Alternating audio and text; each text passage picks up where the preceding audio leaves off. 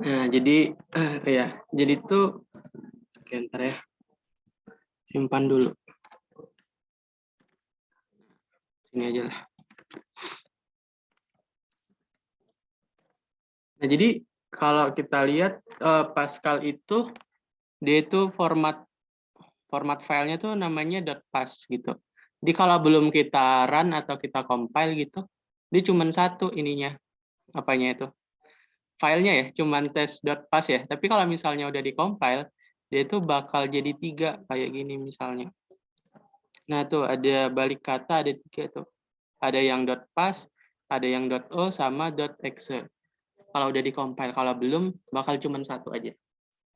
Nah, jadi kita dari yang dasar-dasar dulu ya. Jadi kan kalau kita Pascal tuh kan yang pertama program. Gitu ya. Nah, ada program, ada begin, ada end. Program ini kita tulisin nama ininya. Nama apa programnya, misalnya tes gitu. Nah, terus biasanya kita bikin ini, uses. Uses itu untuk manggil library. Jadi ada namanya library namanya CRT gitu. Nah, terus biasanya kita bakal bikin var. Var itu untuk menyimpan variabelnya apa namanya gitu sama tipenya apa. Nah, terus biasanya kalau udah kayak gitu kita bakal bikin read key. Nah, read key ini kalau kita nggak panggil si library-nya si CRT, dia itu nggak bakal mau kepanggil karena si read key ini adanya di dalam si library CRT ini. Nah, jadi ini dulu berarti ada 3 intinya ya. Ada program itu tuh judul program ya. Untuk judul program. Nah, terus var ini untuk bagian deklarasi sama si begin sampai end ini dan seterusnya itu adalah bagian deskripsi. Nah, kira-kira gitu. Kalau kita bahas Sudoku itu kan ada 3 ya. Ada judul program, ada deklarasi, ada deskripsi. Sama di sini juga ada 3. Judul program itu terwakili dari program, deklarasi itu dari variabelnya apa, deskripsi itu dimulai dari bagian begin sampai end ini. Nah, kira-kira gitu. Sampai sini gimana? Aman lah ya? Oke. Nah, itu biasanya ini karena kita belum ada nama variabel ya. Kita hapusin dulu aja ya. Atau nggak usah dah, biarin aja. Tapi kita kasih nama sembarang aja ya. Misalnya apa? I aja misalnya ya. Nah, gitu. Biar nggak kosong gitu lah. Nah, misalnya kan yang paling umum tuh write ya. Ya, write itu untuk ini, untuk nulis. Jadi mau nulis apa misalnya? Misalnya nulis tes. Jadi kalau kita bikin write itu, dia itu kalau kita bikin kata dan dia bukan variabel, dia itu harus di dalam tanda apit ini, apit koma ini, koma atas satu ini. Nah, kalau nggak ada komanya kayak gini, nah itu artinya si tes ini sebagai variabel, sementara variabel tes nggak ada kan. Jadi kalau dijalanin, ini tuh bakal error. Nah, tapi kalau si tesnya ini di dalam petik satu gitu, itu tuh dia akan terbaca sebagai teks. Nah, kalau dijalanin, nah dia bakal bisa gitu. Cuma nampilin tes doang gitu. Nah, tapi biasanya kalau di Pascal ya, itunya kan screen-nya kan nggak bersih kayak gini kan. Ada apa-apa gitu di atas tulisannya. Nah, supaya layarnya bersih, itu tuh setelah begin kita bikin ini aja, CLR, SCR. Nah, itu tuh untuk bersihin layar. Jadi nanti tampilan layar atasnya itu bersih, nggak ada tulisan apa gitu. Nah, biasanya kan kalau di Pascal kan ada kayak gitunya ya. Nah, biar nggak ada kayak gitunya, kita bikin ini, clear screen untuk bersihin layarnya. Nah, kira-kira gitu. Ya, ini kan tadi udah kita compile nih. Mestinya si filenya ada 3 sekarang. Nah, iya. Ada yang .exe, ada .o, ada .pas. Bedanya adalah kalau .pas itu isinya dia si codingannya. Kalau .exe itu isinya program aja. Jadi kalau kita jalanin, nah dia cuma jalan tes aja, nggak ada apa-apa. Jadi programnya itu kalau jalanin programnya aja di .exe-nya gitu. Kalau .pas itu yang ada codingannya dan bisa dijalanin di situ juga. Kalau .o aku nggak tahu buat apa. Nah, kira-kira gitu. Dari sini gimana? Aman? Kira-kira? Aman, Bang. Aman. Aman, Bang. Nah, apa ya? Kita mau ngapain nih kira-kira? Kayak yang mudah aja ya. Misalnya kita mau bikin program ini dah. Peluncuran roket. Kan biasanya kalau roket diluncurin itu kan ada 10, 9, 8, 7, 6, 5, 4, 3, 2, 1. Udah sampai 1 kan tulisannya go biasanya kayak gitu ya. Nah, kita mau bikin kayak gitu. Bisa nggak ya? Bisa kan ya? Nah, pertama kita bikin write dulu 1. Oh iya, ada write len ya. Kalau write aja itu kan cuman gini nih. Nah, cuman 1 aja. Tapi kalau write len gini dah. Kalau kita lihat setelah write itu, dia ini kan apa? Si kursor kita yang di sini tuh, yang ada putih kedip-kedip itu kan masih di baris pertama. Tapi kalau kita bikin write len, si putih-putihnya itu bakal ke baris selanjutnya. Nah ini, putih-putihnya bakal ke baris selanjutnya. Jadi bedanya write sama write len, kalau write itu dia apa? Cuman 1 baris, tapi write len itu sekalian enter gitu. Ya makanya dia itu ada 1 di bawah. Kalau write aja kan tadi ini. Nah, ada di baris yang sama kan ya. Kalau write len, dia itu bakal ke baris selanjutnya. Jadi write len itu sekalian enter gitu. Nah, kira-kira gitu. Nah, berarti kalau kita mau 1, kan dari 10 ya. 10, terus kita copy lagi. Ya kita copy lagi gitu kan ya. Sampai 1 kan. Nah, 10, 9, 8, 7, 6, 5, 4, 3, 2, 1, go. 3, 2, 1, go. Gitu ya. Jadi kalau kita jalanin, dia 10, 9, 8, 7, 6, 5, 4, 3, 2, 1, go. Nah, kira-kira kan gitu. Cuman kan masalahnya kalau kita ngeluncurin roket kan nggak langsung muncul ke 10, 10-nya plus go kan ya. Dia bakal apa? Sesuai detiknya kan. 10 detik kemudian 9. Kira-kira gimana biar kayak gitu? Nah, jadi biar kayak gitu tuh kita perlu suatu fungsi namanya delay. Delay ini sesuai namanya untuk delay. Dan dia satuannya milisecond. Jadi kalau kita tuliskan 1000, berarti 1000 milisecond. Berarti 1 detik kan ya. Nah, jangan lupa kalau kita nulisin sesuatu biasanya diakhiri titik koma. Nah, oke, berarti Berarti setelah 9 juga kita kasih delay kan ya? Setelah 8 kita kasih delay juga. Oke, biar langsung samaan kita bikin ini aja biar banyak ya. Nice. Nah, kayak gitu. Terus ini copy. Lah, ya.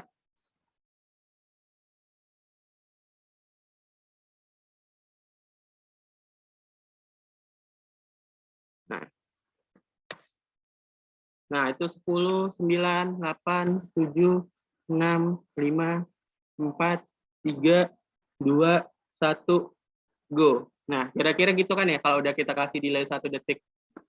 Nah, cuman masalahnya kalau kita mau 1000 dari ngitungnya dari 1000 kan capek nih kita tulis ulang nih. 10, 9, 8 dan seterusnya. Makanya kita perlu logika baru gitu. Nah, logikanya kan yang dipelajarin di apa? Di Daspro ya. Ada namanya perulangan kan ya. Nah, kalau kita kan ngulangnya pasti nih dari berapa sampai berapa, dari 10 sampai 1 tadi. Berarti kalau perulangan itu kan ada 3 tipe tuh. Ada tipe for, ada tipe while do, sama ada tipe repeat until. Nah, karena kita ngulangnya pasti 10 kali, enaknya itu pakai for. Kalau yang udah pasti-pasti gitu. Kalau ada kondisinya, biasanya itu pakai while. Jadi while ketika apa, bakal ngelakuin apa. Kira-kira gitu. Jadi misalnya kita mau inputin bilangan genap. Ya, kalau inputin bilangan kan masih ada 2 kemungkinan, ganjil atau genap. Nah, supaya yang diinputin ganjil aja, kita pakai while tuh. Jadi selagi inputannya masih ganjil, kita minta si user input terus gitu. Gitu. Kira-kira penggunaan while tuh gitu, yang ada syaratnya gitu. Tapi karena ini apa? Pasti gitu jaraknya dari 10 sampai 1 atau 1 sampai 10, kita bisa pakai for aja. Nah, ini kan i ya, itu udah kita definisiin tadi, i itu tipenya integer. Kan kita maunya dari 10 ya, berarti for i sama dengan 10. 10 sampai 1. Kalau 10 sampai 1 kan dia tipenya menurun ya, kalau menurun tuh kita pakainya down. Jadi for i sama dengan 10 sampai 1, kita akan ngelakuin do. Habis do tuh biasanya kita pakai begin. Nah, biasain kalau bikin codingan gitu, itu harus ada ininya nih, kayak tab-nya gitu. Itu tuh namanya indent. Biar sebenarnya mau ada atau nggak ada ini, program tetap bisa ini sih ngeran. Cuman manusia yang bacanya agak bingung kalau semuanya satu baris. Gitu. Nah. Begin, right? Nah, jadi dari 10 sampai 1 kan kita mau nampilin si i-nya ya, karena i-nya kan 10 sampai 1. Nah, berarti dari 10 sampai 1 kita bakal tampilin si i-nya. Ingat, i itu variabel. Kalau nampilin variabel nggak perlu dalam titik itu.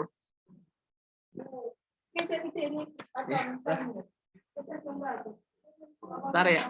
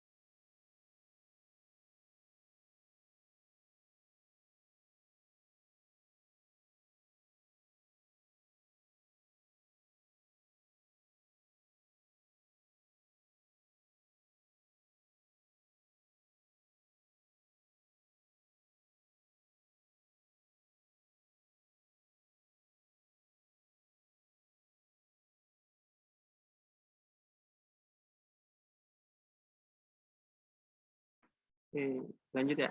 Nah, ini kan delay nih. Delay-nya kan tadi 1 detik.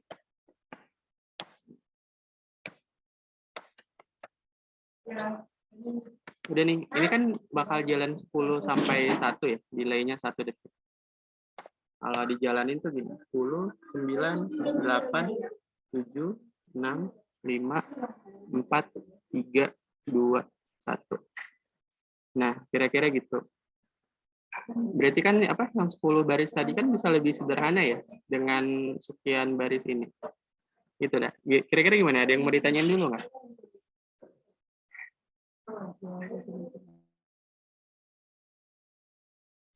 Gimana? Nggak ada ya? Kayak tadi kan ada tulisan Go. Setelah ada tulisan Go, kita urat lagi ya si Go-nya ya. Nah, udah.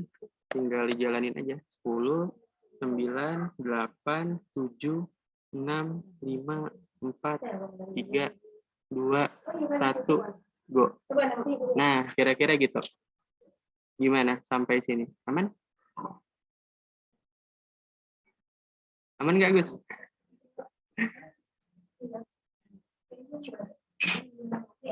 Weh? Apa, Bang? Oke. Nah, terus apa ya lagi? Oh ya, ini kan cuma sampai 10 detik. Gimana kalau misalnya kita mau nampilin sesuai kita mau berapa detik gitu? Kan nggak mungkin kita langsung di codingannya. Kita maunya user yang masukin. Nah, kita misal aja punya variabel namanya n. Kita minta si user dulu masukinnya. Jadi write masukkan mau berapa detik. Nah, kan kita mau baca masukan. Kalau mau baca masukan kan pakainya readline ya, atau read lah, sama. Nah, berapa detik ini kan kita masukkan sebagai variabel n. Udah, kita mengulangnya dari i sama dengan n sampai 1. Nah, misalnya gini, masukkan mau berapa detik? Misalnya 5 detik. Berarti 5, 4, 3, 2, 1, go. Nah, kira-kira gitu. Aman kan ya sampai sini?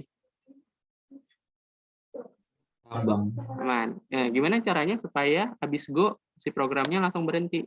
Kan kalau yang tadi kan kalau mau berhenti kan gini. Harus ngeklik close sendiri ya.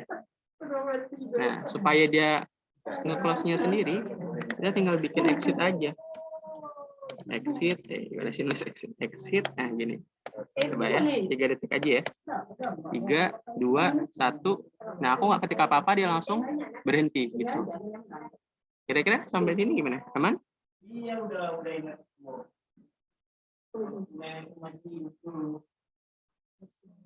Iya dah. Sampai sini aman atau gimana, Mas? Aman, Bang. Ini siapa aja sih? Oke. Nah, mungkin kita bakal bingung ya. Apa bedanya ini? Bentar ya. Apa bedanya sama dengan, sama, titik sama dengan? Ayo, Gus, bedanya apa, Gus? Sama dengan, sama titik sama dengan?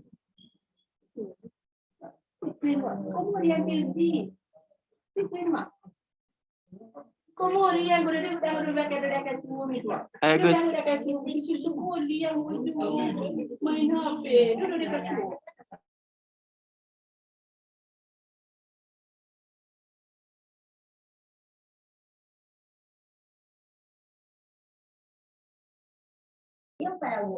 Oi, Gus.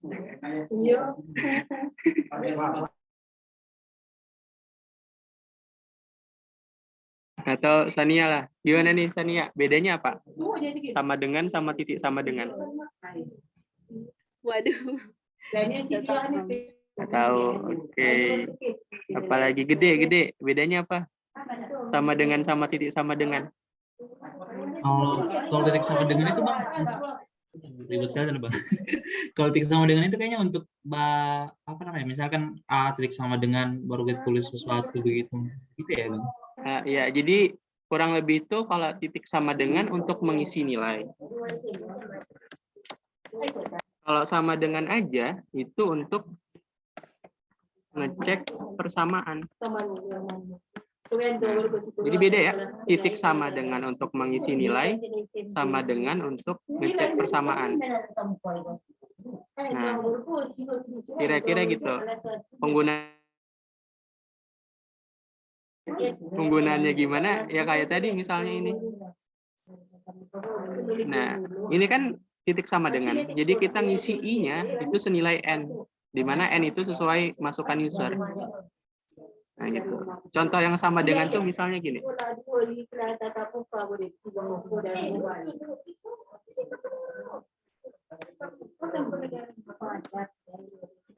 Misalnya kita mau ngecek ya. Jadi misalnya if ya habis if then itu kan ada begin n ya. Jadi kalau jangan lupain begin n sih biar gampang bedainnya juga. Jadi misalnya kita mengecek. Sebenarnya si Pascal ini bisa ngebedain ABC yang kecil gitu sama ABC yang besar nggak gitu. Jadi kalau misalnya dia ngebaca sama, berarti kita akan nuliskan. Kalau ternyata sama kita tuliskan berarti ini ya. Pascal nggak bisa bedain huruf besar dan kecil. Kalau misalnya sama. Kalau misalnya beda, oh ya, ini kan ada if else ya. Kalau misalnya beda,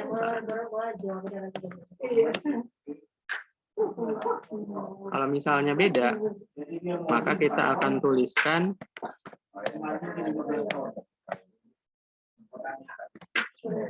Pascal bisa bedain huruf besar dan kecil. Nah, ini harus titik koma ya. Nah, jadi ini jalannya gini. Kalau misalnya ABC sama yang kecil sama dengan yang besar terbaca sama, maka Pascal nggak bisa bedain huruf besar dan kecil. Kalau ternyata terbaca beda, berarti kan else ya. Pascal bisa bedain huruf besar dan kecil. Nah, itu ada N. Nah, itu nanti dah kita ini ya. Coba dulu ya. Nah, ternyata hasilnya adalah Pascal bisa bedain huruf besar dan kecil. Berarti di Pascal huruf besar dan kecil itu artinya beda. Gitu ya, kira-kira. Nah, ini tuh tadi yang kita bilang ada sama dengan, ada titik sama dengan. Karena ini ngecek suatu persamaan, makanya dia pakai sama dengan aja. Kalau kita pakai titik sama dengan, itu bakal error. Coba ya, kita cek. Dia bakal error. Errornya itu ada di sini. Ada di baris kedua-dua. Nah, baris kedua-dua tuh yang ini. Nah, baris kedua-dua yang 10. Yang ini kan ini ya. Tuh, di kolomnya kan ada tulisan tuh, kolom ke-12. Nah, kolom ke-10. Nah, errornya di situ. Itu kemungkinan gara-gara ini. Titik sama dengan sama-sama dengan itu. Nah, kalau sama dengan dia bakal nge-error. Kira-kira gitu ya. Nah, iya, di sini bedanya N yang di N ini sama N ini apa nih bedanya? Sama N ini dah. Kan ada 3 N nih. N yang ada titik koma, ada titik koma, sama pakai titik. Bedanya apa kira-kira? Ayo Fadia, coba deh. Bedanya apa Fadia? N yang nggak ada tanda baca, N yang titik koma, N titik.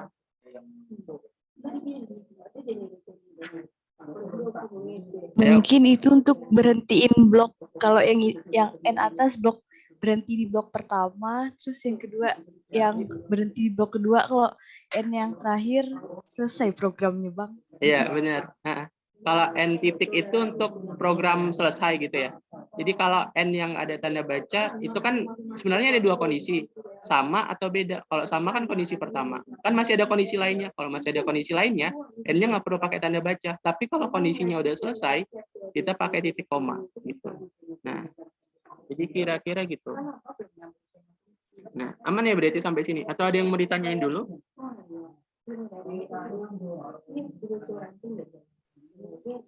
Atau gimana? Hah? Kalau Ritki itu buat apa? Oh, Ritki. Coba dah kita Ritkinya kita hilangin ya. Kita kasih komen aja dia. Nah, itu kelihatan kan sebenarnya programnya jalan kan, cuman langsung nutup sendiri. Kelihatan kan? Tuh. Kelihatan kira-kira? Ini kan akuran nih. Pas akuran, ini tuh ada programnya jalan, cuman langsung keluar sendiri. Karena kita nggak pakai read key. Read key itu sesuai namanya untuk membaca key, tombol ya. Jadi kalau kita gini kan, nah itu tuh dia baca satu tombol gitu. Jadi kalau kita tekan enter, itu tuh langsung selesai. Jadi read key itu gunanya supaya si programnya itu nggak langsung nutup. Dia akan nutup jika dia baca satu tombol gitu. Misalnya kita tekan enter, maka dia langsung ketutup. Kira-kira gitu. Bisa dipahami nggak, Sania? Atau gimana? Bisa. Nah, jadi kalau misalnya Ritki kita nggak panggil si library uses CRT, sama dia juga bakal error karena Ritki itu adanya di dalam library uses CRT. Nah, gitu. Nah, kira-kira gitu. Gimana? Aman ya? Aman. Jadi uses itu penting ya. Untuk memanggil library. Library sesuai namanya kan perpustakaan. Jadi perpustakaan di sini dia punya banyak fungsi. Kayak perpustakaan CRT. Perpustakaan CRT punya fungsi namanya read key. Ada lagi yang punya ini. Kira-kira gini. Kalau perkalian di Pascal kan pakai itu bintang. Nah, kalau perpangkatan di Pascal gimana misalnya? Atau misal gini dulu deh, kita suruh user masukin angka, right? Masukkan angka. Udah masukkan angka, Kalau udah masukin kan kita harus baca angkanya kan. Kita baca angkanya sebagai anggaplah namanya bilangan. Tapi karena bilangan belum kita definisiin, kita definisiin dulu. Ada variabel namanya bilangan, tipenya integer atau bilangan bulat. Nah, udah kita suruh user masukkan, udah kita baca bilangan, maka kita akan tuliskan lagi write-len aja ya, biar bagus. Write-len hasil pangkat berapa, pangkat 3 aja lah ya, hasil pangkat 3-nya adalah titik 2. Nah, hasil perpangkatan gimana? Sederhananya kalau pangkat 3 kan tinggal bilangan kali bilangan kan. Nah, gitu ya, sederhananya. Kan kalau bilangan pangkat 3 kan artinya bilangan kali bilangan kali bilangan. Kalau dijalanin kayak gini, masukkan angka. Misalnya 5.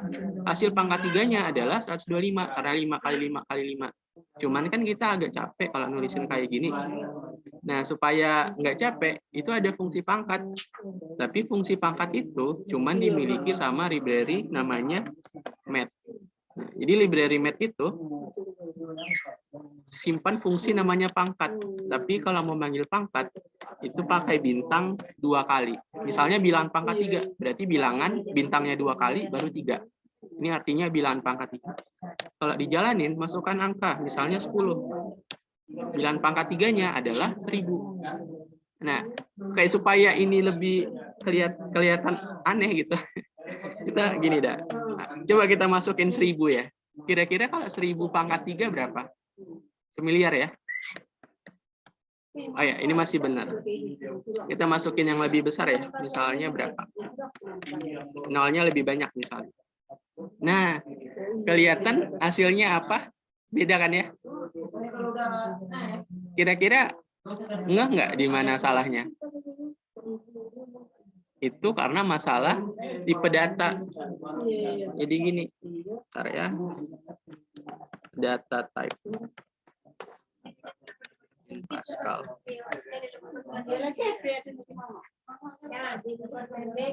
Nah, jadi tipe data di Pascal itu dia ada range-nya gitu. Kalau integer yang kita pakai tadi itu range-nya nggak terlalu tinggi, cuman segini. Nah, supaya dia bisa nampung nilai lebih tinggi lagi, kita harus simpan dia sebagai long integer. Long integer itu long in. Kalau kita masukin berapa tadi? Nolnya 5 lah misalnya ya. Nah, 45. Nah, ini kan udah lebih ini ya. Udah benar tuh hasilnya. 3, 4, 5, 6, 7 misalnya. Lah, bentar. 3, 4, 5, 6. Nah, kan nolnya 12 ya. Ya. Bentar ya, weh.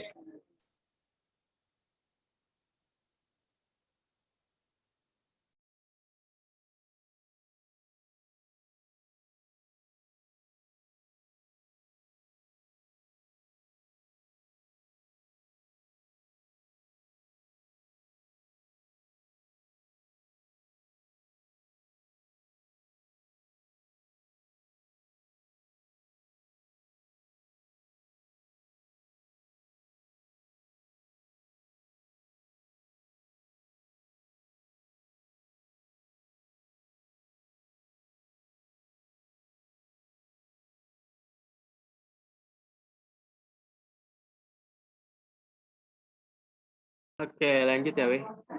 Berarti udah kebayang belum apa tuh data type? Jadi data type itu penting ya. Tergantung kita mau nyimpan berapa. Tadi kan kalau kita nyimpannya sebagai integer kan hasilnya bakal salah kan? Karena si integer itu ada batasan nilainya. Kalau mau lebih besar lagi pakainya long integer atau si long in. Nah, kira-kira gitu. Dari sini ada yang mau ditanyain dulu nggak? Atau gimana? Bang, mau nanya. Nah, Kalau misalnya pakai data kecil tapi tipenya long integer, bisa kan? nggak masalah. Jadi dia itu bertingkat. Jadi long integer pasti udah ngehandle si integer. Tapi si integer belum tentu ngehandle si long integer. Kira-kira gitu. Oke Bang, makasih. Oke, misalnya kita pakai angka kecil dah. Misalnya berapa? 5. Nah, ini kan masih terbaca benar ya, 125. Nah, kira-kira gitu. Jadi sebenarnya apa ya, dulu kan aku pernah belajar pemrograman juga, cuman pakai bahasa Pascal tuh. Gede tahu tuh, aplikasinya namanya DevC++. Nah, sebenarnya kata dosenku tuh yang penting tuh bukan masalah sintaks atau penulisannya. Yang penting itu adalah logika pemrogramannya, karena logika pemrograman agak beda sama yang kita pikirin sehari-hari ya. Jadi misalnya gini, sesimpel ini dah. Kita punya angka 1, 2, 3, 4, 5, 6. Ini gimana cara nge-sortingnya atau ngeurutinnya dari besar ke kecil misalnya. Kalau kita ngurutin manual kan sederhana, 6, 5, 4, 3, 2, 1. Ternyata kalau kita pakai logika pemrograman nggak sesederhana itu. Gitu. Jadi yang penting itu sih, kalau kata dosenku ya.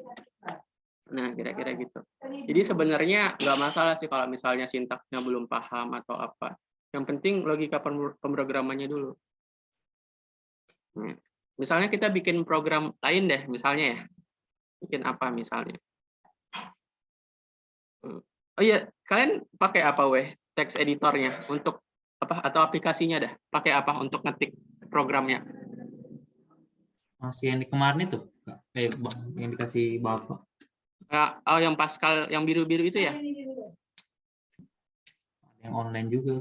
Oh, yang online juga. Itu sebenarnya lebih enak pakai ini nih ya, Sublime ya. Kalau di Pascal yang biru-biru itu kan nyimpannya susah ya. Nah, ini tuh enak nyimpannya, kayak nyimpan di Word gitu, sederhana. Terus kalau misalnya aku nggak paham nih, lupa sintaksnya, misalnya aku tulis for. Nah, itu kan kayak ada itu ya, kayak ada apanya sarannya gitu. Jadi kalau aku tekan enter, nah langsung ke ini, langsung ke kerangkanya tuh langsung ada gitu. Itu sih enaknya kalau pakai Sublime ini. Nah, gitu. Jadi kalau bisa coba ganti text editor sih. Coba ganti text editor sih biar biar gampang juga.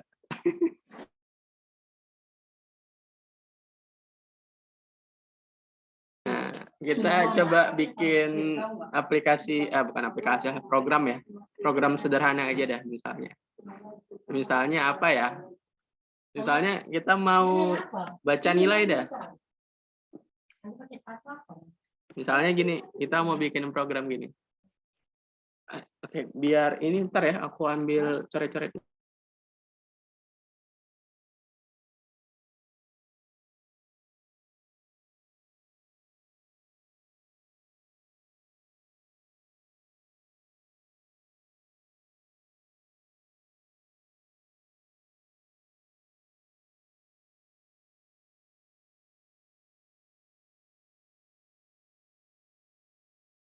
Ntar ya, aku stop share dulu.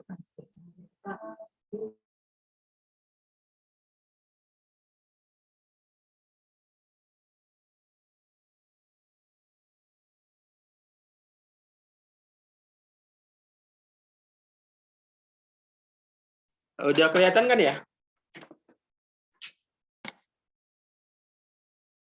Udah kelihatan atau belum? Udah. Oke. Misalnya kita mau bikin program ini dah, program sederhana aja ya.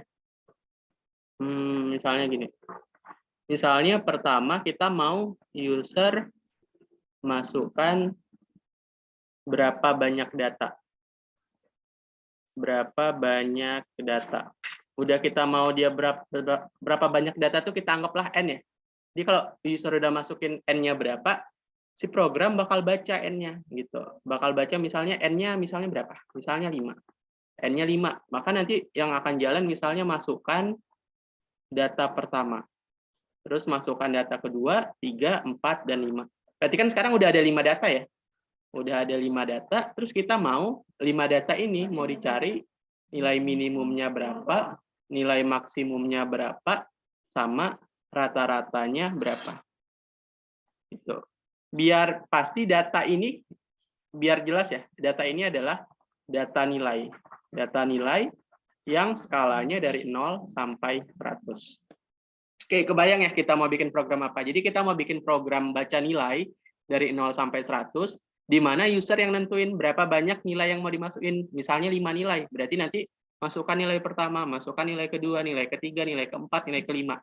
Udah 5 nilai itu dimasukin, kita bakal nentuin nilai minimumnya berapa, nilai maksimumnya berapa, rata-ratanya berapa. Udah kebayang program yang mau kita buat? Kira-kira? Atau gimana? Tes. Weh, Iya bang. Oke, Oke. Bang. udah kebayang ya? Oke, jadi kita mau user masukin berapa banyak data yang mau dibaca, terus si programnya baca nilai pertama sampai ke N, baru kalau udah selesai ngebaca, dia bakal nentuin minimumnya berapa, maksimumnya berapa, rata-ratanya berapa. Nah, sekarang kita coba ke codingannya. Nah, kita mulai dari deklarasi awal deh ya. Sebenarnya kita nggak perlu mat ini ya, jadi biar nggak panjangan kali ya CRT aja. Karena tadi kita pakai mat kan untuk yang pangkat tadi ya, karena si pangkat itu adanya di perpustakaan si mat itu. Nah, tadi kan ada namanya N ya.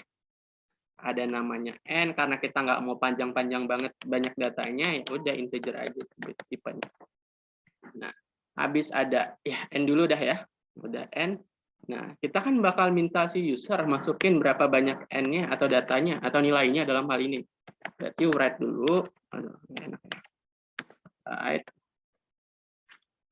Write. Masukkan. Oh, ini bukan petik 2 ya. Petik 1. Masukkan banyak nilai atau data. Nah, masukkan banyak nilai. Nah, gini. Nanti nilai itu banyak nilai itu akan kita baca sebagai variabel. Nama variabelnya adalah N, sesuai yang kita definisiin tadi. Nah, ini kalau dijalanin, oh, bentar, kenapa nih? Oh iya, ini harusnya di sini ya. Nah, masukin banyak nilai. Lah, apa nih? Bentar ya, kita baca pesan errornya dah. Oh, ini read line, L-nya 2 kali. Nah, masukkan banyak nilai, misalnya 5. Udah, programnya nggak bakal ngapa-ngapain kan, karena kita cuma minta masukin banyak nilai aja. Tapi kebayang nggak, misalnya ada orang iseng, dia masukin banyak nilainya -5. Kan tetap kebaca sebagai -5 tuh. Itu kan jadi problem ya sebenarnya. Nah, gimana caranya supaya nilai yang dimasukin hanya menerima positif atau seminimalnya ada satu data lah gitu. Gimana kira-kira? Kan kalau masa ada ya banyak nilainya ada -10 kan nggak mungkin ya. Nah, itu kan bakal jadi kelemahan si program kita. Nah, biar nilai yang dimasukin itu bilangan bulat aja, setidaknya dari 1 lah. Itu gimana caranya kira-kira? Sebenarnya kalau mau sampai sini pun udah nggak masalah ya. Udah benar, tergantung orangnya iseng atau nggak masukin nilai N-nya itu. Oke. Gimana caranya supaya si N-nya ini dimulai dari 1 dah gitu. Kira-kira gimana berarti? Nah iya. Jadi kalau misalnya dia bisa masukin -10, kita mau dia masukin ulang kan? Masukin ulang, masukin lagi sampai si N-nya itu minimal 1. Jadi kita perlu pakai while. Jadi selagi nilai N-nya itu kecil sama dengan 0, jadi selagi N-nya kecil sama dengan 0, maka lakukan apa? Selagi N-nya kecil sama dengan 0, maka kita lakuin perintah ulang kan, masukin lagi gitu. Jadi selagi N-nya kecil sama dengan 0, kita mau si usernya masukin lagi gitu ya. Sampai si N-nya itu minimal 1 gitu. Kan kalau lebih kecil sama dengan 0 kan berarti dimulai dari 0, -1, -2, -3 gitu kan. Berarti kalau 1 kan dia nggak suruh masukin ulang kan. Kira-kira sampai sini dulu kebayang nggak arahnya gimana? Atau gimana? Kebayang, Bang. Oke, kebayang. Nah, Mulai kebayang, Bang. oke, sekarang kalau misalnya kita masukin -10, nah dia kan nggak mau kan masukin lagi gitu kan. Misalnya kita masukin -2, dia juga nggak mau nerima -2, 0. Dia nggak mau. Tapi kalau 1, nah dia mau gitu. Oke, berarti sampai sini kebayang ya. Berarti dari program ini setidaknya untuk nilainya udah jelas. Karena bukan nilai sih, banyak nilainya udah jelas karena hanya menerima bilangan yang dimulai dari 1 dan seterusnya. Karena kan kalau banyak data atau nilainya itu 0 kan buat apa juga ya diolah ya, kan nggak ada nilainya gitu. Nah, udah masukin banyak nilai, habis itu kan kita mau si program ngebaca kan, misalnya banyak nilai atau n-nya 5, berarti dia minta nilai pertama berapa, nilai kedua berapa, nilai ketiga berapa, 4, 5 berapa. Nah, kalau supaya kayak gitu, kan berarti ada perulangan. Perulangan tipenya pasti, tipenya dari 1 sampai n, tergantung n-nya itu berapa. Karena tipenya pasti dari berapa sampai berapa, itu kita pakainya for. Jadi,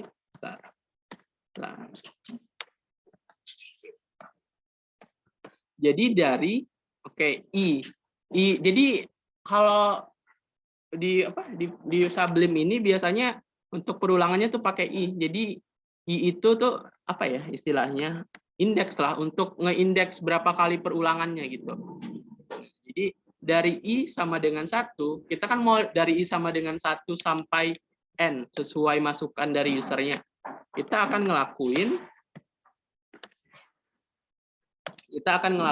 si usernya kita suruh masukin data pertama, kedua, ketiga, seterusnya sampai ke n.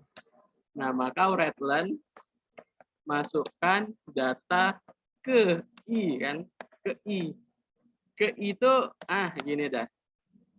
Masukkan data ke i. Berarti kalau i-nya 1, masukkan data ke 1, udah.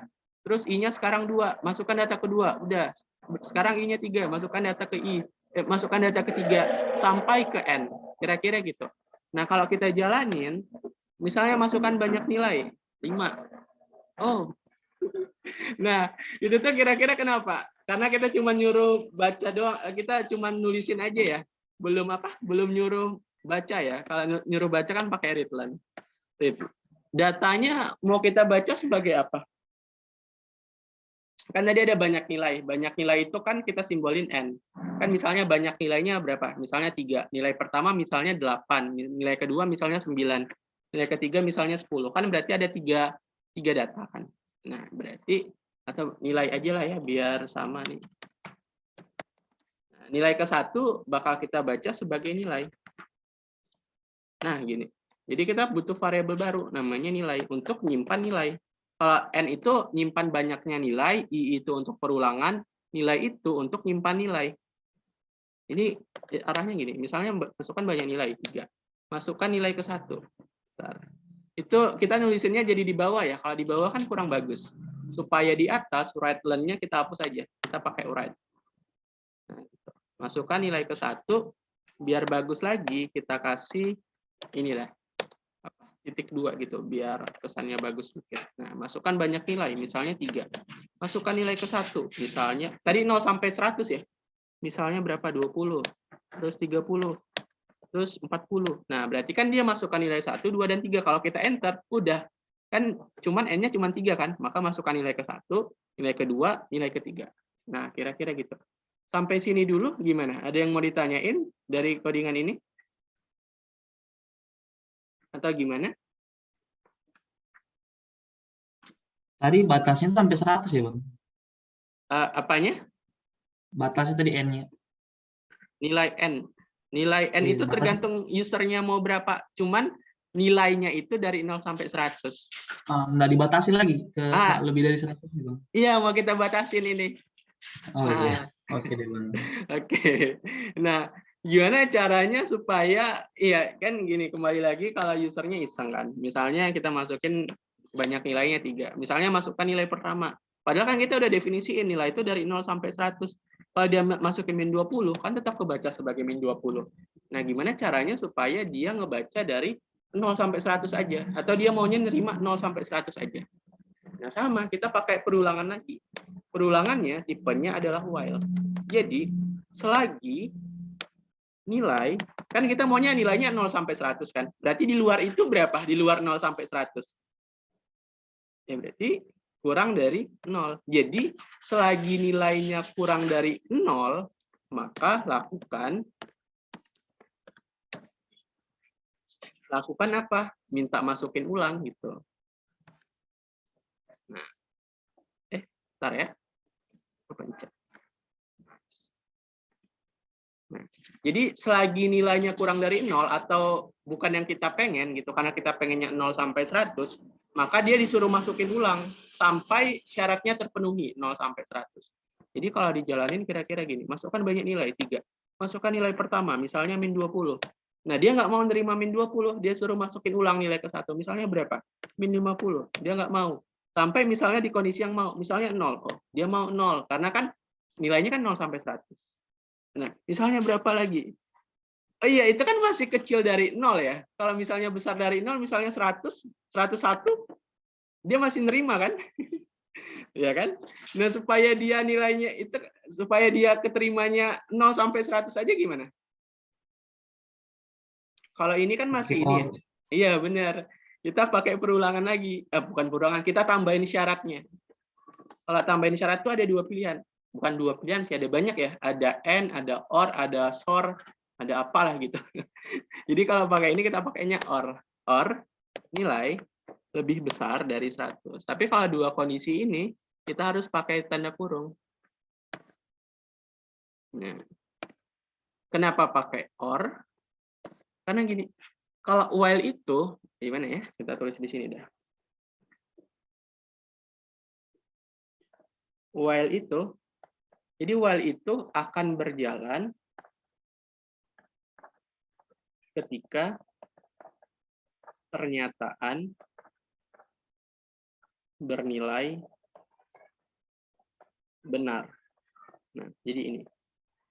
Jadi intinya while itu akan berjalan ketika pernyataannya bernilai benar. Beda sama repeat. Repeat itu akan berjalan ketika pernyataannya bernilai salah. Nah, jadi maksudnya benar salah itu gimana? Kan di SMA kita belajar ini ya, ada konjungsi kan ya di matematika. Ada konjungsi, ada disjungsi, ada implikasi, ada biimplikasi. Itu yang ini, yang benar salah itulah. Nah, kalau konjungsi kan lambangnya gini, dan ya. Nah, ya atau nama lainnya kalau di Inggris and gitu. Kalau di disjungsi kan or, yang kayak V itu ya. Or. Kalau implikasi kan yang tanda panah. Nah, itu kan kalau di bahasa Indonesia jika dan hanya jika ya. Jika dan hanya jika. Nah, kalau yang diimplikasikan tanda panahnya 2. Oh, bukan jika dan hanya jika ya, tapi jika maka ya. Oh ya benar. Kalau implikasi itu jika maka. Kalau biimplikasi baru jika dan hanya jika. Jika maka, kalau ini jika dan hanya jika. Nah, kira-kira gitu. Jadi maksudnya and itu, misalnya gini deh. Kita tulis di sini aja ya. Tadi kan kita bikin gini, while nilai lebih kecil ya. Nilai lebih kecil dari 0 or nilai lebih besar dari 100. Nah, do, begin, and. Nah, jadi kan kita kalau misalnya nilainya di luar 0 sampai 100, kita mau dia ngulang masukin lagi kan. Misalnya nilainya berapa? Misalnya nilainya min 20. Min 20 kecil dari 0, benar apa salah? Min 20 kecil dari 0, benar apa salah? Kira-kira? Benar, Bang. Benar. Benar. Terus ada or kan? Or itu kan yang kayak V itu. Apakah min 20 kecil dari 100? Benar atau salah? Min 20 besar dari 100, benar apa salah? Salah ya? Harusnya kan min 20 kecil dari 100 kan? Nah, kalau benar atau salah, itu kesimpulannya apa? Benar atau salah? Benar atau salah kan kesimpulannya benar ya? Kan kalau dia apa? Ini dah. Kalau dia konjungsi, kalau konjungsi benar-benar, benar dan benar, itu hasilnya benar. Sisanya salah. Kalau dia disjungsi, itu atau yang or tadi, itu salah atau salah, hasilnya salah. Sisanya benar. Nah, jadi benar atau salah pasti benar. Karena kan di disjungsi salah atau salah, baru salah, sisanya benar. Berarti benar atau salah, hasilnya benar. Jadi, min 20 misalnya. Min 20 kecil dari 0, benar. Min 20 besar dari 100, salah. Benar atau salah? Benar kesimpulannya. Berarti kan benar. Kalau benar, lakuin. Gitu. Kalau pakai N, nah, Kalau pakai N misalnya tadi kita salah logikanya gitu. Kita pakai N. Misalnya dengan angka yang sama, min 20. Min 20 kecil dari 0. Benar. N. Min 20 besar dari 100. Salah. Benar dan salah, hasilnya apa? Salah. Kalau salah, programnya jalan nggak? Enggak kan? Karena while itu akan berjalan ketika pernyataannya bernilai benar. Kalau pernyataannya bernilai salah, dia nggak akan berjalan gitu. Makanya kita pakainya di sini or. Nanti ada suatu kondisi kita pakai N gitu. Jadi tergantung itunya. Tergantung si kondisi kita gimana. Nah, jadi yang kayak gitu sih yang penting sebenarnya. Nah, ini kalau kita coba jalanin, misalnya masukkan banyak nilai, 3. Masukkan nilai ke 1, misalnya 20, kita cari aman. Bisa masukkan nilai kedua, min 20. Oh, dia nggak mau terima. Misalnya berapa lagi? 102, 192, dia nggak mau terima.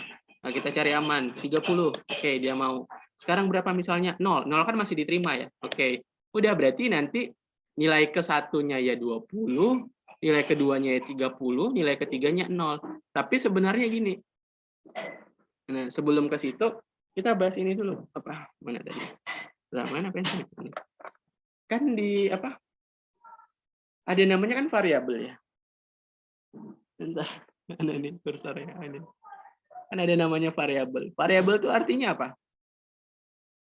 Kira-kira. Atau gunanya untuk apa dah variabel? Variabel kan gunanya untuk menyimpan nilai. Nilai yang dia bisa simpan berapa variabel? Ada berapa nilai yang bisa dia simpan? Jadi variabel itu selain hanya menyimpan nilai, dan nilai yang dia simpan hanya mampu menyimpan satu nilai. Jadi variabel itu kegunaannya untuk menyimpan nilai, banyaknya yang dia simpan hanya satu. Jadi sebenarnya kalau kita pakai yang ini tadi, kan kita cuma punya satu variabel untuk nilai. Sementara banyak nilainya itu kan ada banyak. Kalau N-nya 3, berarti banyak nilainya ada 3 kan? Cuman, kalau kita bikin lagi nih, misalnya gini dah, write learn. Ini kita kasih enter aja ya, write learn gitu. Ini write lagi, write learn lah gitu ya, write learn. Kita bikin gini, nilai akhir dari N. Itu nilai akhir dari N, N. Nah, ini mau ngapain? Ini kita mau ngecek nih. Ini kan kita cuma punya satu variabel, namanya nilai. Seperti definisinya, nilai variabel itu hanya mampu nyimpan satu nilai. Sementara nilai yang kita simpan kan banyak, tergantung N-nya. Nah, jadi kita mau buktiin, gini dah, biar kebayang gini. Masukkan banyak nilai, misalnya 3. Ini misal masukkan nilai pertama, 2, nilai ke. Oke, ntar ya. Ini masalahnya ada di dalam perulangan pula. Kita taruh di luar perulangan ya. Masukkan banyak nilai, 3. Nilai pertama, 2, 4, 3. Nah, nilai akhir dari N adalah 3. Nilai 1 dan 2 udah nggak disimpan lagi. Dia cuman sekarang nilai N itu 3. Yang 2 dan 4 dia udah nggak tahu. Karena si variabel itu hanya mampu nyimpan satu nilai. Kebayang kira-kira maksud yang tadi itu? Atau gimana? Maksud atau definisi dari variabel? Bayang, Bang. Bayang. Ya, jadi variabel itu hanya bisa nyimpan satu nilai. Sementara nilai yang kita simpan kan banyak, tergantung si N yang masukkan dari usernya. Nah, gitu. Jadi sebenarnya untuk menyimpan banyak nilai, kita perlu sesuatu yang baru. Namanya array. Array ini sama kegunaannya untuk menyimpan nilai. Untuk menyimpan nilai, tapi dia mampu menyimpan banyak nilai. Nah, cuman karena kita belum belajar, kita nggak usah pakai array dulu. Array ini banyak nih kegunaannya. Ya, salah satunya bisa pakai matriks lah. Nanti kita bisa cari tuh. Transpose matriks itu gimana sih cara nyarinya kalau dari apa? Dari Pascal gitu, pakai pemrograman apa? Pertambahan matriks, perkalian matriks pakai Pascal gitu. Bisa tuh kalau kita udah belajar array. Nah, karena kita belum belajar, kita nggak usah pakai dulu ya. Nah, jadi kita arahnya adalah kerjain dari yang tadi gitu. Gitu ya. Kira-kira sampai sini dulu, kebayang maksudnya? Jadi sebenarnya yang kita baru lakuin itu baru dimasukkan banyak data, terus masukkan masing-masing nilainya sampai ke N. Kita belum ngitung minimum, maksimum, sama rata-rata. Gitu. Sampai sini dulu gimana? Ada yang mau ditanyain nggak? Ini kita rapiin dulu ya.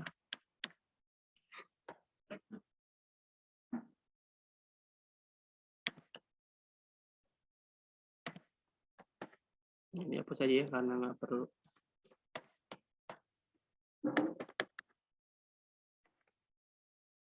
Gimana, weh? Udah ini apa? Gimana ya? Udah paham yang tadi tentang apa? Yang masukin banyak nilainya dulu, terus masukin nilai dari 1 sampai ke N. Gimana? Ada yang mau ditanya dulu nggak sampai situ? Sebelum kita ngitung minimum, maksimum, sama rata-ratanya.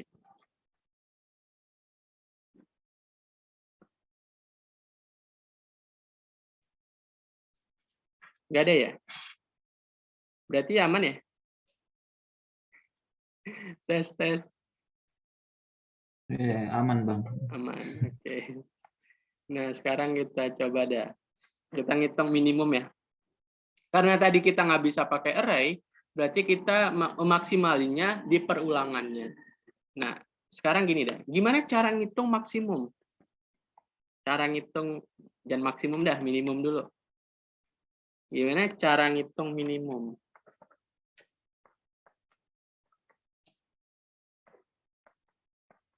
Ayo, misalnya kita punya bilangan ada 1, 2, 4, 5, 6.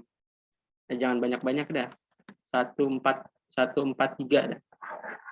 Minimumnya berapa? Gimana caranya kita tahu dia minimum? Kira-kira gimana? Ya. Kalau kita mikirnya pakai ya pikiran biasa, ya minimum dari 1, 4, 3 berapa ya? 1 kan sederhana. Cuman kan komputer nggak bisa tuh mikir kayak gitu. Nah, gimana caranya supaya kita tahu minimumnya itu 1? Gimana kira-kira?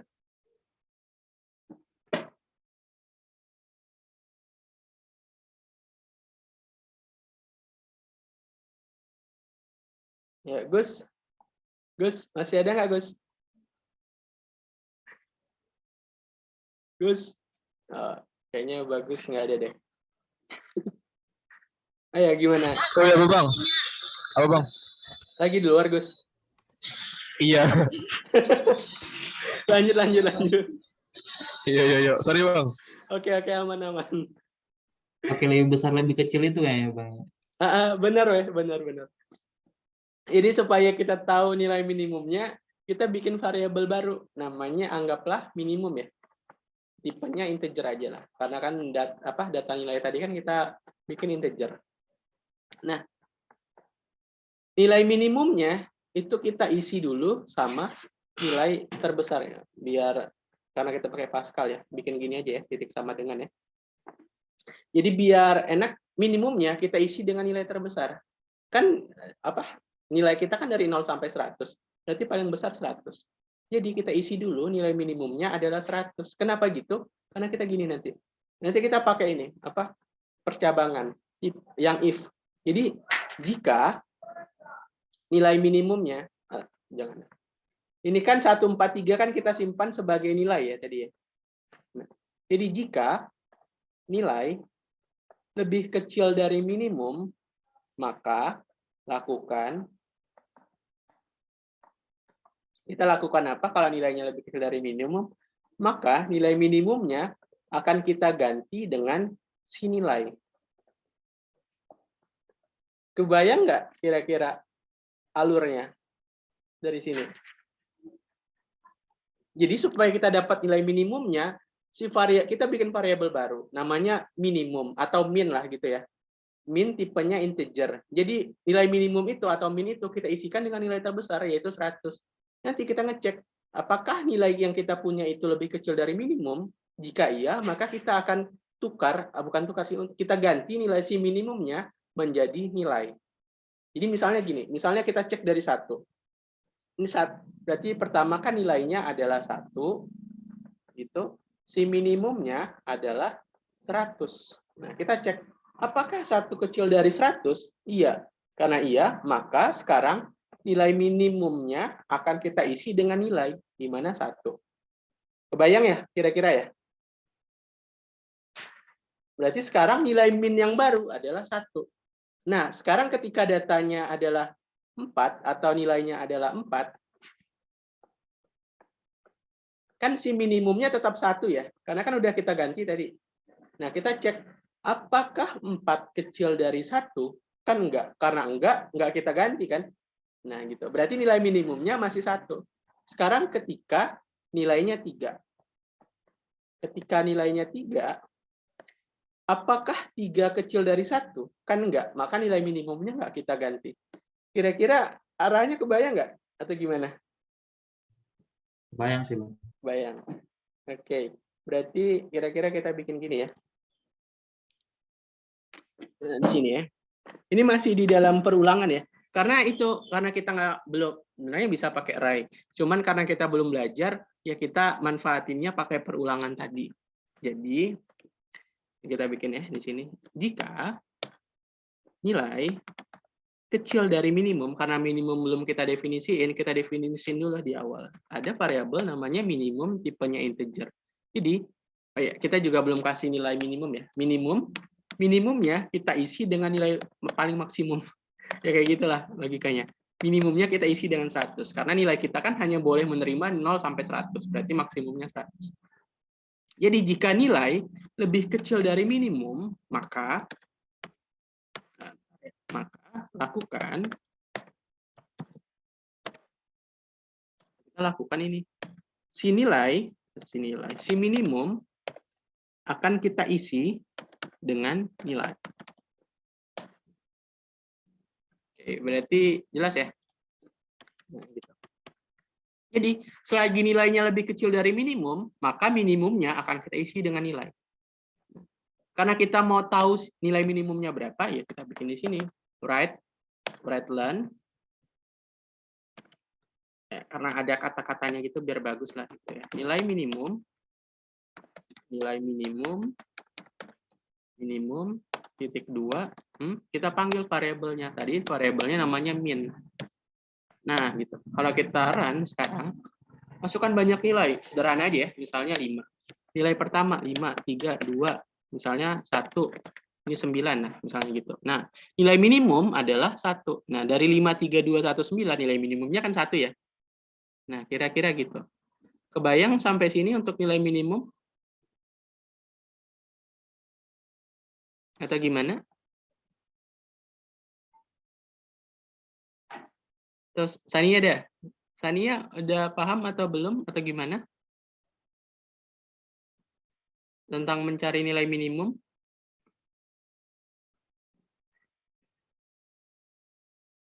Tes.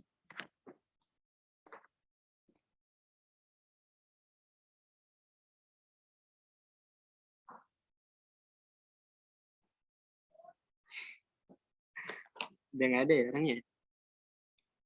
Siapa nih? Fadia ada? Ada paham atau gimana? Cari nilai minimum? Masih memahami, Bang. Masih memahami. Ya, oke. Ya, itu sih. Jadi yang penting tuh itu. Yang jadi masalah di ngoding itu sebenarnya bukan sintaksnya. Itu yang jadi masalah tuh logika pemrogramannya. Jadi itu sih yang paling penting tuh. Jadi sebenarnya kalau algoritmanya udah kebayang di kita kan hanya tinggal menuliskan aja ya. Nah, sama tuh kayak nulis bahasa Inggris ya. Kan kalau bahasa Inggris tuh kan kita mikir dulu kan kata-katanya gimana. Kalau udah fix ya tinggal kita tulis aja.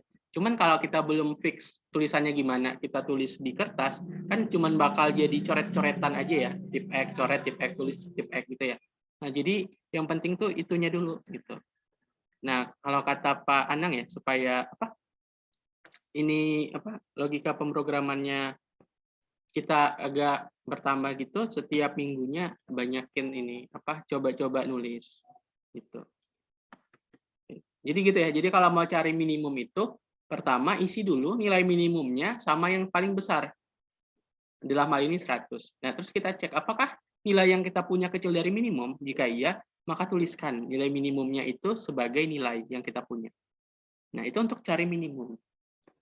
Untuk cari maksimum gimana kira-kira?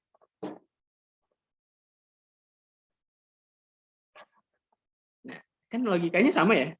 Kalau tadi kita punya minimum itu, nilai minimumnya kita isi dengan nilai paling maksimum, berarti nilai maksimumnya awalnya kita isi dengan berapa kira-kira? 0 berarti. Iya, 0. Benar. Jadi jika nilai yang kita punya lebih besar dari maksimum, maka kita akan ganti si nilai maksimumnya menjadi nilai. Nah, kira-kira gitu.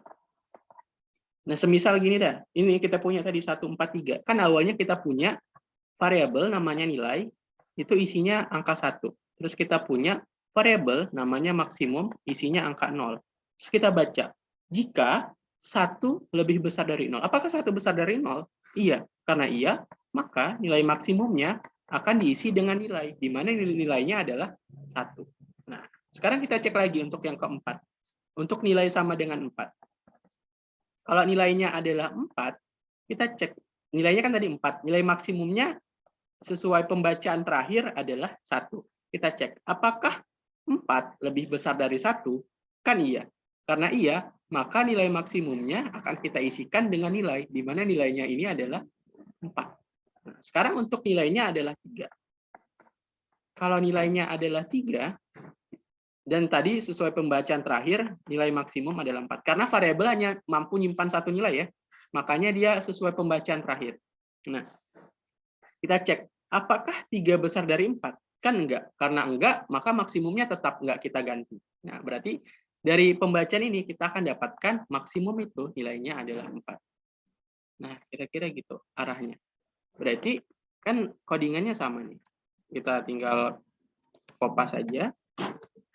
Jadi, jika nilai, apa tadi codingannya? Jika nilai besar dari maksimum ya. Jika nilai besar dari maksimum, karena maksimum belum kita definisiin dulu ya. Ada variabel namanya maksimum, tipenya integer.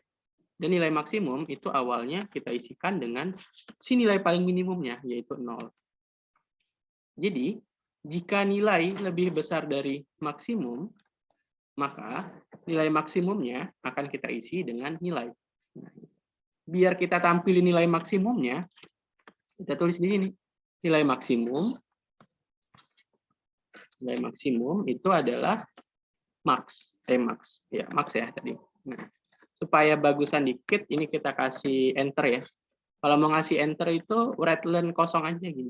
Nah, coba deh kita masukin. Masukkan banyak nilai, misalnya 5. Nilai pertama, ya itu kita asal aja lah ya. Nah, maka dia akan menghasilkan nilai minimum 1, nilai maksimumnya 7. Nah, dari 3, 5, 7, 3, 1 kan pasti minimumnya 1, maksimumnya 7. Nah, kira-kira gitu. Gimana untuk baca nilai maksimum dan minimum? Kira-kira ada yang mau ditanyain nggak?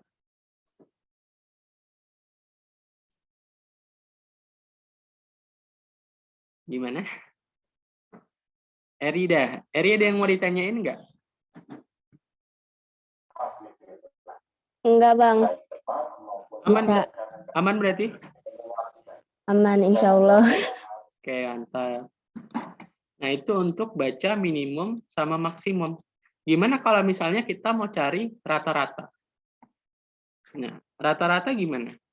Nah, di sini ya.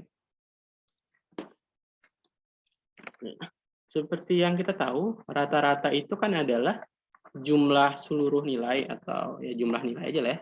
Jumlah nilai dibagi dengan banyak data. Nah, kan ini rumus rata-rata.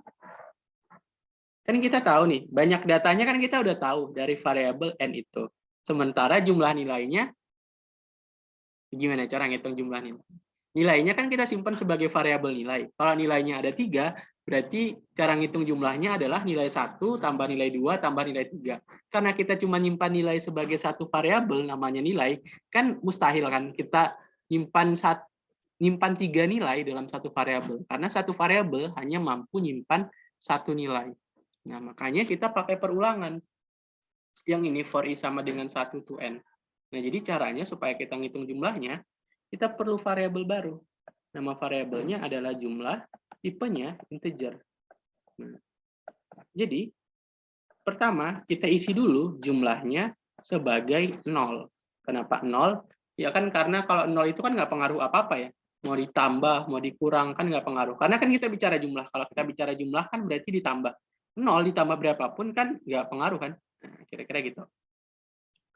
Nah, terus gini deh. Misalnya datanya tuh 1, 4, 5. Misalnya ini nilainya ya. Nilainya tuh ada 3, 1, 4, 5.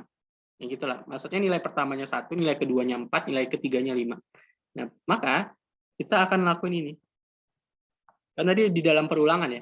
For i sama dengan 1 to n.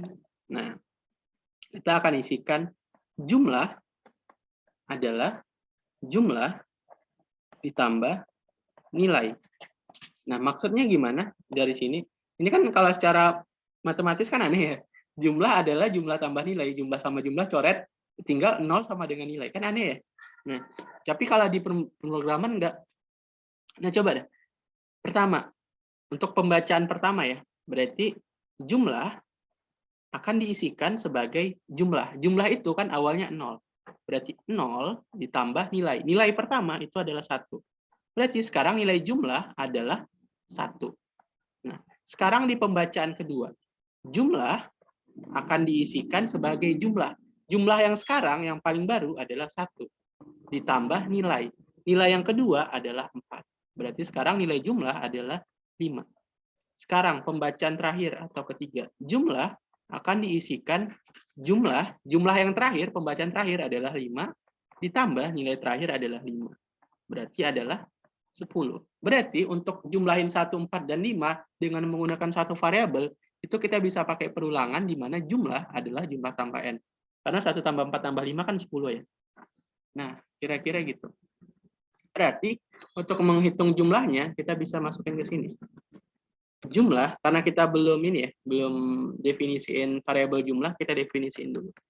Ada variabel namanya jumlah, tipenya integer. Di mana jumlah itu akan diisikan sebagai jumlah plus nilai. Nah, titik koma. Untuk sekarang kan kita menghitung rata-rata ya. Right-len, rata-rata. Oh, kita kan mau pakai teks ya. Rata-rata adalah 2. Untuk rata-rata itu apa sih? Rata-rata itu adalah jumlah dibagi banyak data ya. Atau biar nggak riuh gini aja deh. Kita hitung rata-rata. Tapi hitung rata-ratanya di luar perulangan ya. Karena kalau di dalam perulangan kan dia bakal ngulang terus kan rata-ratanya. Nah, kita terus di luarnya rata-rata. Karena kita belum definisiin, kita definisiin dulu. Kira-kira rata-rata ini tipenya apa? Integer atau apa? Real bang. Real bang. Ya, benar. Kita punya rata, namanya apa ya? Rata aja lah. Namanya rata, tipenya real. Nah, gitu. Oke, berarti rata akan diisikan sebagai jumlah dibagi dengan n. Nah, gitu. Nah, kan kita mau cari rata-rata, kita panggil lagi nih rata-rata sebagai rata kan gitu tadi. Nah, cuman kalau kayak gini, nanti nilai si rata-ratanya itu aneh lah, nolnya banyak lah, ada EE-nya gitu. Coba ya, kita coba. Nah, misalnya 3 aja ya, biar kita gampang ngeceknya. 5, 4, 2 misalnya. Nilai maksimum 2, nilai maksimum 5, nilai minimum 2, rata-rata adalah 3,666E gitu. Itu kan kalau kita tambah 5 tambah 4, 9 tambah 2, 11. 11 bagi 3, berarti 3, 2/3 ya. Iya ya. Berarti 3,667 ya. Nah, itu tuh dia bakal pakai notasi ini ya, notasi ilmiah ya. Apa sih namanya? Notasi ilmiah ya, apa ya? Yang di fisika itu. Yang apa? 1,5 kali 10 pangkat gitu kan. Nah, kalau E00 itu artinya 10 pangkat 0. Jadi itu sebenarnya tuh ini 3,66 kali 10 pangkat 0. Itu kan sama aja kayak 3,66 ya. Nah, supaya bentukannya agak bagus sedikit gitu, 3,66-nya, kita bakal tambahin ini, rata titik 0 titik misalnya berapa ya? 3 aja dah. Ini artinya kan ini banyak angka nih di belakang koma. Nah, kita mau misalnya 3 angka di belakang koma aja, maka kita tuliskan titik 20 titik 23. Artinya kita cuma mau nampilin 3 angka di belakang koma. Kira-kira gitu. Kalau kita ini ya, Oke dah, biar ini. Nah, ini kan error nih. Kira-kira kenapa errornya? Nggak pakai kurung, Bang. Ya benar. Tapi kalau kita alin lagi ini masih error. Kira-kira kenapa errornya? Iya. Yang di rata-rata nggak pakai kurung, Bang. Yang mana? Rata-rata mana? Ya, bukan rata-rata sih, rata. Di baris Yang keberapa? 03. Enggak, Itu baris berapa? itu memang nggak pakai kurung. Oh, Nah, salah dong. ya. Kira-kira kenapa? Ini sering terjadi sih sebenarnya. Oh, jumlahnya Bang belum anu kayaknya. Jumlahnya udah bener ya. Bukan, tadi kan jumlahnya sama dengan 0 dulu kan. Ah, Itu udah Itu- tulis belum ya? Udah weh, jumlah. Oh, sebenarnya nggak masalah sih ya. Jadi Oh. gini, bentar ya. Jadi kalau mana ya? Kalau kita ngelakuin perulangan gitu, jumlah itu mau kita definisin atau enggak, awalnya itu bakal 0. Sama kayak kita punya misalnya kita punya variabel namanya kata, tipenya string. Kalau kita lakuin perulangan dan itu kita nggak inisiasi katanya sebagai nggak ada gitu, isi awalnya itu memang nggak ada gitu, nggak ada kata gitu. Jadi gimana ya? Mau kita tulis, oke kita tulisin deh. Ada variabel namanya jumlah tadi ya. Itu diisikan dulu dengan 0. Nah, sebenarnya kalau udah ini nggak apa-apa, dibikin jumlah sama dengan 0 juga nggak masalah, lebih bagus. Nah, tapi kalau kita run juga masih error. Kira-kira ada yang nggak errornya kenapa? Iya, sebenarnya gara-gara si ini belum kita close. Jadi close dulu. Nah, baru jalanin. Masukkan banyak nilai, misalnya 5. 1, 2, 3, 4, 5.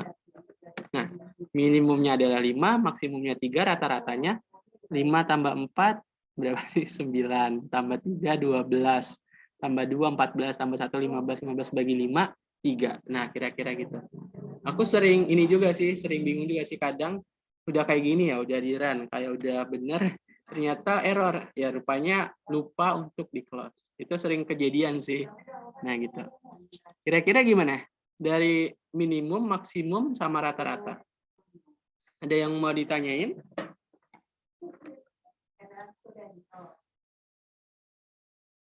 Atau misalnya ada pertanyaan lain di luar itu, gitu kira-kira. Kalau bisa kita jawab gitu ya. Gimana? Ada yang mau ditanyain nggak? Aku pengen nanya Bang, Kenapa? untuk yang loop, untuk if, kayak misalnya kayak ada 2 pilihan, terus dari 2 pilihan itu ada pilihan lain gitu, kayak apakah Sorry weh, aku kelempar. Kenapa Devi? gini Bang, kan ada apa kayak if else gitu. Terus misalnya kalau misalnya kita mau bikin, misalnya apakah kamu ya atau tidak, misalnya dia jawab ya, terus habis itu ada pertanyaan lagi, apakah ya atau tidak lagi gitu. Jadi kayak di dalam ya atau tidak ada pertanyaan berikutnya lagi tuh, Nah, cara ya. programnya gimana? Nah, jadi mau untuk apa? Perulangan atau jadi kan gini ya. Kita kan ada punya dua hal, ada percabangan, ada perulangan. Percabangan tuh yang if else, perulangan itu yang for, while, dan seterusnya. Nah, jadi percabangan itu ada namanya lagi percabangan di dalam percabangan di dalam percabangan dan seterusnya ya. Nah, itu percabangan di dalam percabangan namanya percabangan yang bersarang. Nah, sama di perulangan juga ada namanya perulangan yang bersarang. Atau tuh biasanya kalau mau cari materinya di internet tuh bikin ini aja apa? Nested loop, artinya perulangan yang bersarang. Nah, itu banyak tuh materinya di situ. Nah, misalnya kalau kita mau bikin kayak gitu ya, boleh nih kita coba nih misalnya. Apa ya? Ini kita bikin komen dulu ya, biar nggak dieksekusi sama programnya. Nah, misalnya kita mau tanya si ininya ya, si apanya? Si apa user, kita mau tanya misalnya apa? Kita bikin write dulu ya. Write aja ya biar bagus. right? Apakah kamu sudah belajar? Misalnya gitu ya. Apakah kamu sudah belajar? Misalnya kita tanya gitu. Kalau misalnya dia jawab udah, kita tanya lagi, kamu belajar apa sih? Gitu ya, misalnya. Tapi kalau misalnya dia jawab enggak, kita cuma nampilin ya udah belajar sana gitu. Misalnya gitu ya. Right, apakah kamu sudah belajar? Kita akan simpan. Kan kalau kita tanya dia udah belajar kan pasti dia jawab kan. Supaya jawaban dia itu tersimpan di komputer, maka kita akan panggil namanya readline itu yang tadi. Nah, supaya jawabannya itu tersimpan, kita bikin variabel. Variabel namanya apa ya? Jawaban aja. Namanya jawaban. Jawaban itu kan pastinya iya atau tidak kan. Nah, jadi kita iya atau tidak kan tipenya string. Jadi kita simpan jawaban si user sebagai variabel yang namanya jawaban. Jadi kita bikin ini apa? Si kondisinya kan atau percabangannya. Jika ini supaya ngeh gitu usernya, ini kita bikin jawabannya yes or no aja ya. Nah, gitu. Biar bagusan dikit lagi, ini ada titiknya gitu lah. Nah, jika jawaban, jawaban kita pakainya sama dengan apa titik sama dengan kira-kira? Ya. Sama dengan Bang. Iya benar, karena kita mau ngecek kondisi ya, bukan ngisi nilai kan. Jika jawabannya adalah iya, maka lakukan. Kalau jawabannya iya kan tadi kita sepakat nih. Apakah kamu sudah belajar? Iya. Kalau dia jawab iya, maka kita tanya lagi, belajar apa sih tadi gitu. Maka right, kita tanya lagi kan? Kita tanya, kamu belajar apa tadi?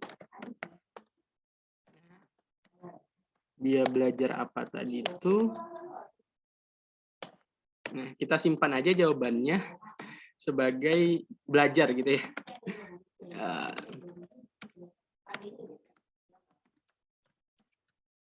Belajar gitu. Nah, karena kita belum definisin variabel belajar, kita definisin dah variabel belajar. Kan dia pasti jawabannya dalam misalnya belajar apa gitu, matematika gitu. Kan sebuah huruf ya, kumpulan huruf. Nah, berarti kita pakai string. Nah, gitu. Nah, kalau misalnya tidak, kan berarti else ya. Kan kemungkinan jawabannya kan cuma dua nih. Iya atau tidak. Kalau tidak, maka kita akan tampilin. Kita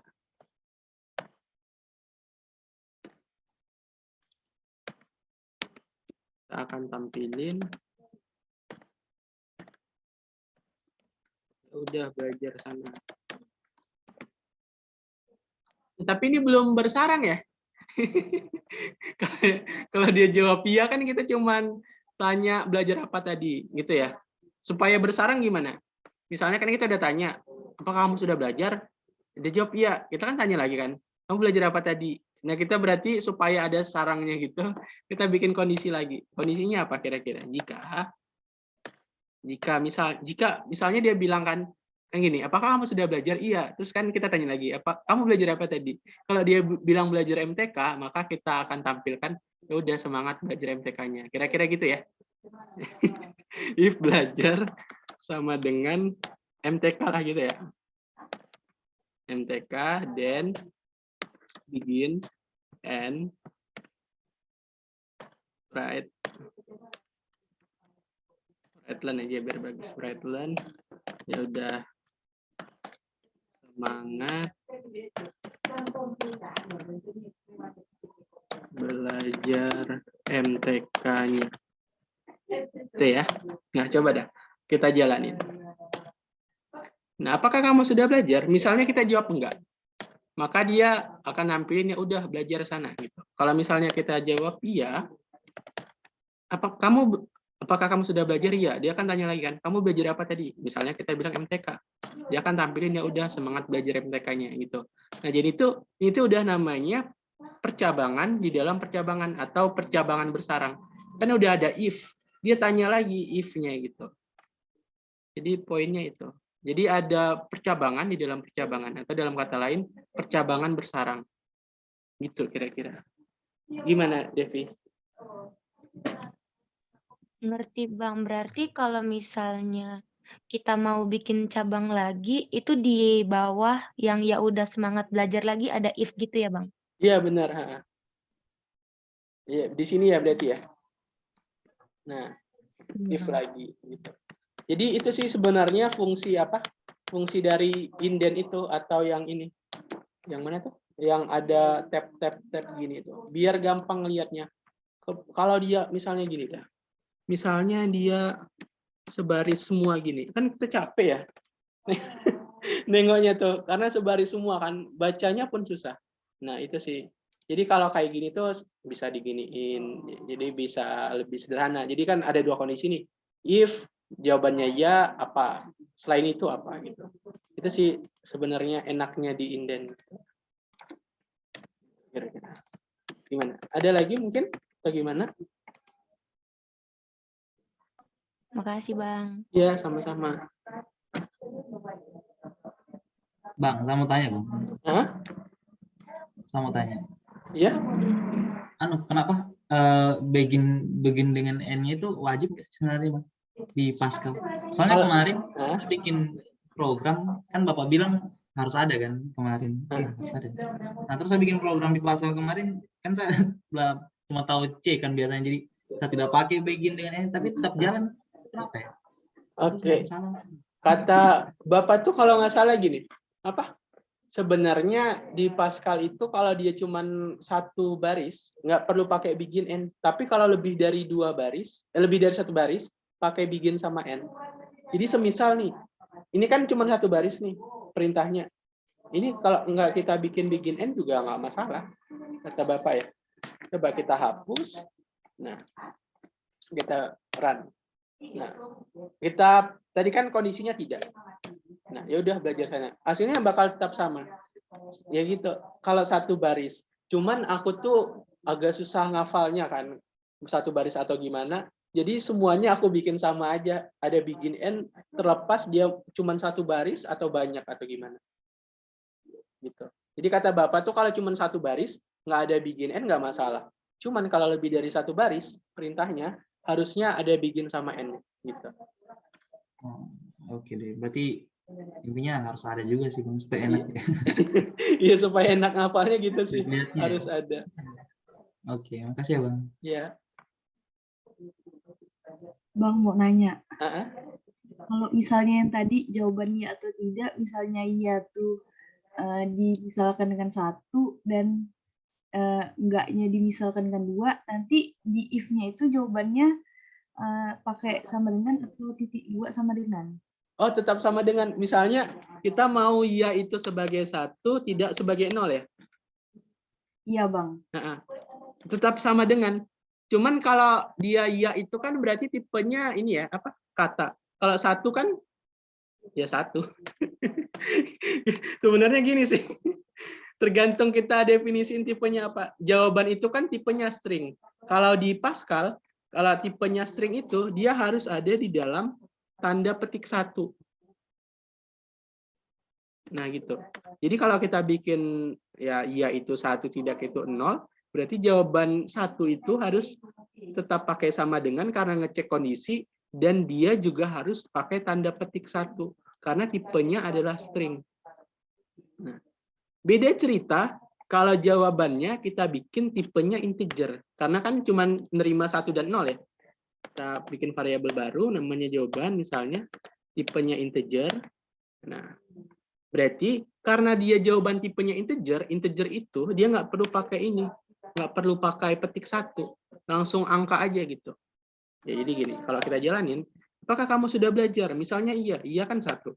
Nah dia tanya kamu belajar apa tadi? Misalnya MTK. Ya udah semangat belajar MTK-nya. Nah kira-kira gitu. Kalau misalnya enggak, berarti kan 0 ya. Nah ya udah belajar sana, kira-kira gitu. Jadi yang penting itu adalah kalau dia tipenya string, penulisannya itu mau ngisi nilai atau ngecek kondisi atau apa, dia harus pakai petik satu diapit. Tapi kalau dia tipenya bilangan, entah itu integer, entah itu real, ya udah langsung ditulis aja angkanya gitu. Nah, kira-kira gitu. Sama kayak ini kan dia ngecek kondisi, apakah dia belajarnya MTK, berarti if belajar sama dengan petik, ada tanda petik, MTK. Karena si belajar itu tipenya string. Kalau kita mau ngecek kondisi sama ngisi nilai string, harus ada tanda petik 1. Nah, kira-kira gitu. Gimana? Baik Bang, paham. Terima Oke, kasih. mantap. Ya, sama-sama. Oke, gimana? Ada lagi? Izin tanya lagi, Bang. Iya? Kalau misalnya tadi itu belajar apa, kalau bukan MTK itu kalau misalnya else kemana, Bang? Nggak akan nampilin apa-apa. Karena kan hanya ada kondisi MTK aja ya. Coba nih kita cek. Kalau selain MTK tuh nggak akan ngasilin apa-apa. Coba ya. Bang belajar apa tadi? Misalnya BI. Udah, nggak bakal nampilin apa-apa. Karena kondisinya cuman MTK aja. Kalau misalnya kita bikin, misalnya kita mau kalau dia bukan MTK, akan ada apa lagi gitu, gimana Bang? Oh ya udah boleh. Gimana? Ini berarti kita tambahin kan, kalau MTK kita bikin ya udah semangat belajar MTK-nya. Tapi kalau yang lain, oke tadi kan gini nih awalnya. Kan tadi N-nya kan kita pakai titik koma karena kondisinya udah selesai di situ. Kita mau tambahin kondisi baru yang setara dengan MTK ini kan. Berarti tanda petik komanya kita hapus dulu, terus kita bikin else. Else begin N. Nah, kita tulis dia write learn. Misalnya kita maunya dia belajar MTK aja ya. Ya udah nanti dulu belajar itu. Udah nanti dulu. Ya udah nanti dulu belajar. Misalnya dia ngisinya tadi bahasa Indonesia kan. Kita mau nampilin ya udah nanti dulu belajar bahasa Indonesianya. Ya, bahasa Indonesia kan kita simpan tadi sebagai variabel namanya belajar kan. Ya udah nanti dulu belajarnya gitu. Kan titik belajar MTK aja. Nah misalnya gitu ya. Nah kira-kira gitu. Jadi kalau misalnya dia ngisi MTK akan tampil ya udah semangat belajar MTK-nya. Tapi kalau selain MTK maka kita akan tulis ya udah nanti dulu belajar itunya, belajar MTK aja gitu. Misalnya gini. Ada yang salah ya. Belajar. Oh iya ini harus koma ya. Nah. Kamu sudah belajar? Ya. Kamu belajar apa tadi? Misalnya apa? Bahasa Indonesia misalnya. Ya udah nanti dulu belajar bahasa Indonesia, belajar aja MTK aja. Belajar MTK aja. Apa ada aja gitu kali. Nah, kira-kira gitu ya. Misalnya ini.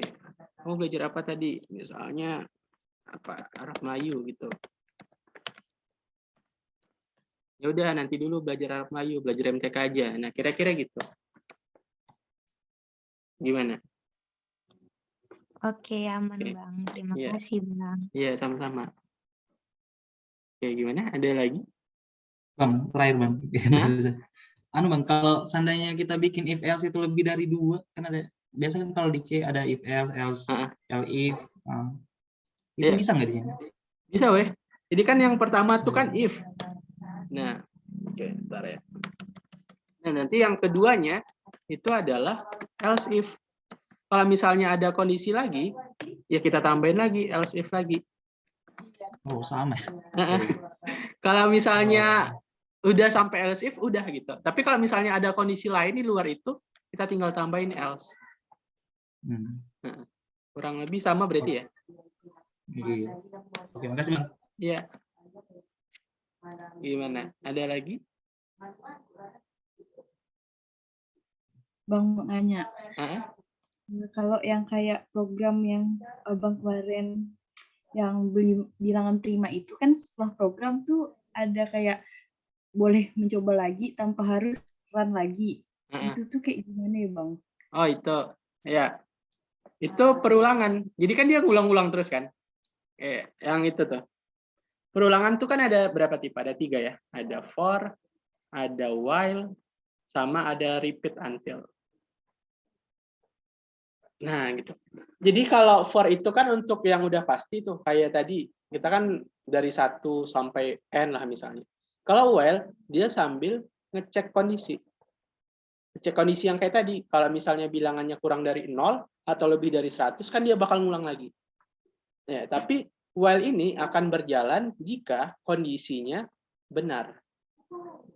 Dan dia pengecekannya di awal. Jadi gini dah. While itu ngecek di awal, karena for itu kan penggunanya jelas tuh dari berapa sampai berapa. Antara while sama repeat until ini agak beda-beda tipis. Jadi while itu dia ngecek di awal, udah ngecek di awal, terus dia akan berjalan jika benar. Tapi kalau repeat until, dia ngecek di akhir dan akan berjalan jika salah. Nah, jadi beda ya. While itu ngecek di awal, kalau repeat ngecek di akhir. Kalau while itu berjalan jika benar, kalau repeat berjalan jika salah. Nah, gitu. Jadi kira-kira untuk suatu program mau ulang-ulang terus, kira-kira pakai yang mana? For kah, while, atau repeat until? Kira-kira. Repeat, Bang. Boleh. Jadi yang pasti itu for nggak mungkin. Yang mungkin itu hanya repeat until sama while. Misalnya kita pakai while deh. Nanti yang kedua kita pakai repeat until. Misalnya gitu ya. Oke. Biar kita paham nih bedanya itu apa sebenarnya. Nah, kita pakai while dulu ya.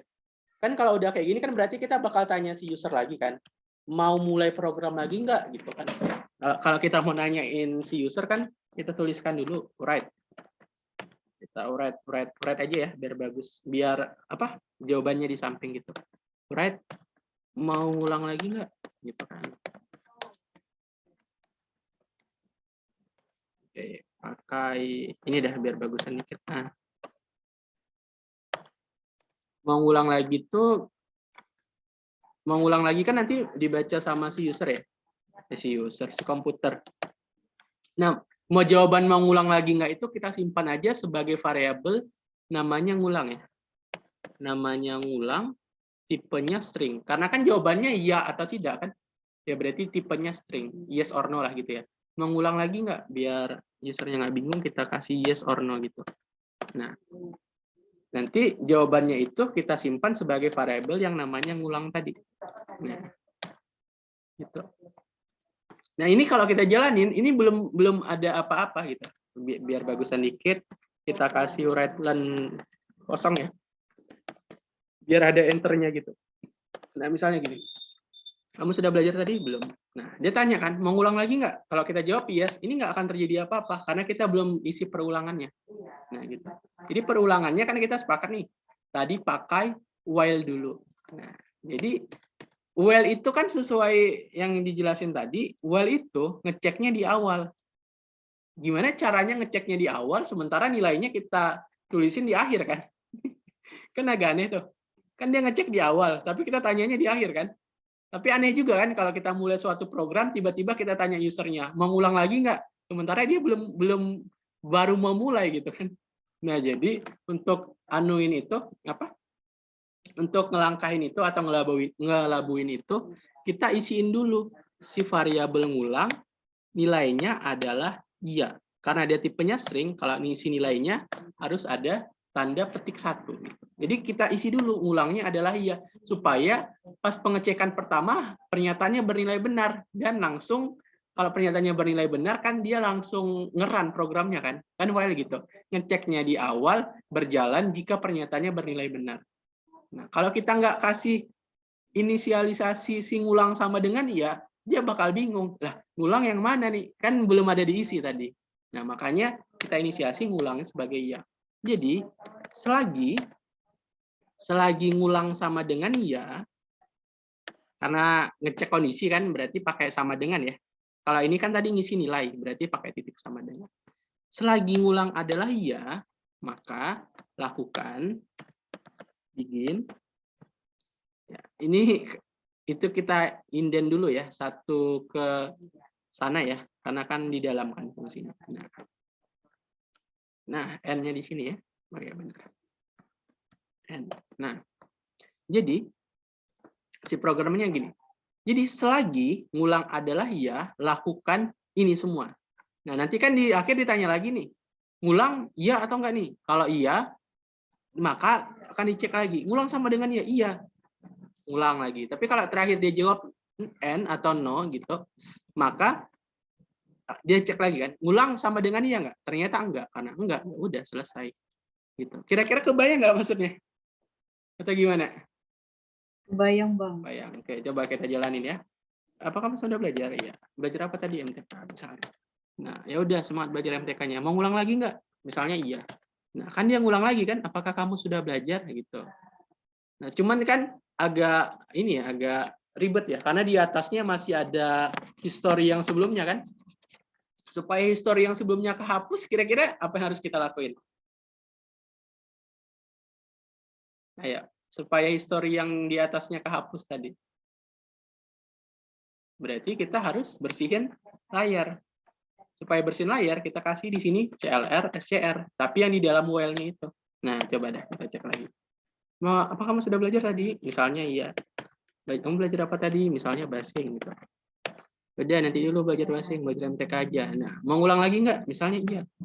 Nah, dia akan langsung bersih kan? Dia tanya lagi, apakah kamu sudah belajar? Misalnya enggak. Ya udah belajar sana. Mau ngulang lagi nggak? Misalnya no. Ya udah, nggak ngapa-ngapain gitu kan. Karena kan kita nggak bikin kondisi untuk no-nya kan.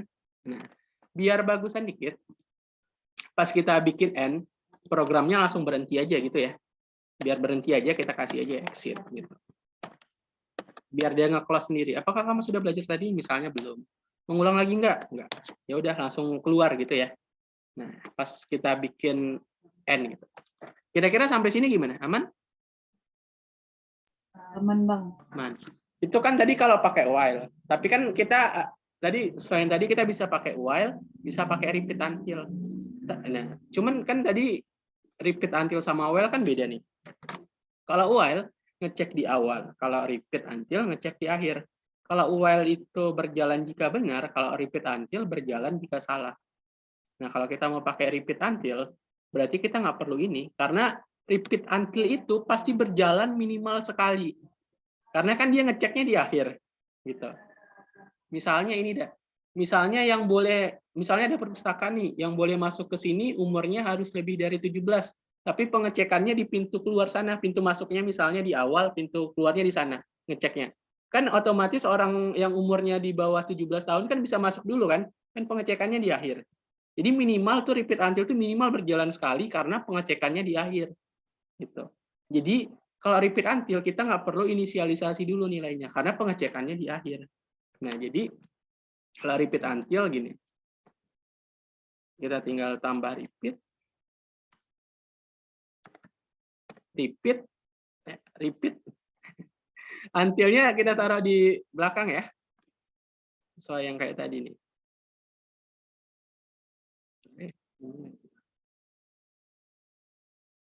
Nah, akhirnya kan di sini ya. Nice. Repeat until ya. Ini tetap ada begin end-nya ya. Ini begin-nya, ini end-nya. Oke, biar bagusan dikit ini kita indent aja ya.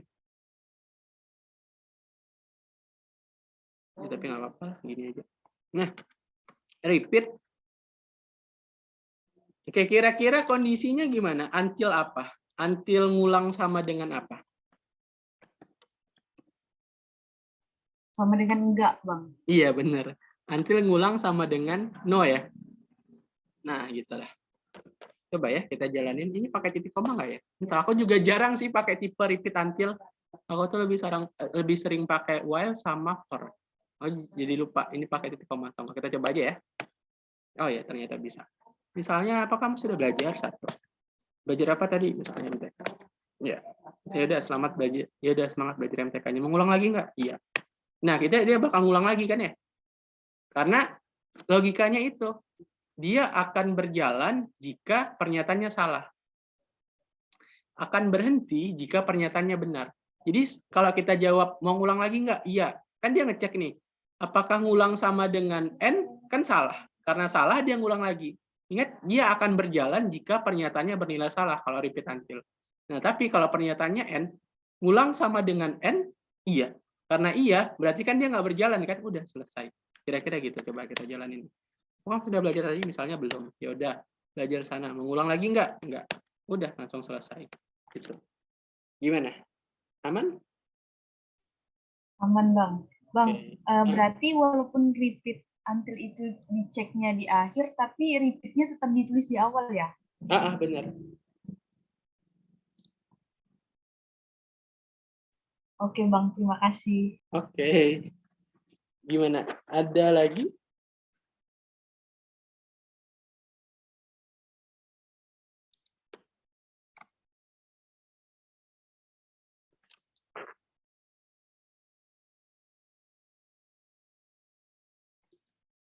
Nggak ada ya?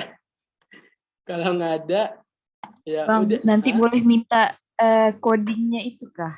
Oh, yang ini. Oh, boleh, Eh. boleh. Ya. Boleh, boleh, boleh. Oke Bang, terima kasih. Sip. Nggak ada lagi ya?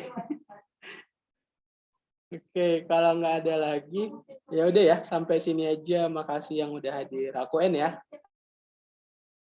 Makasih Bang. Makasih. Terima kasih Bang. Bang. Ya, sama-sama.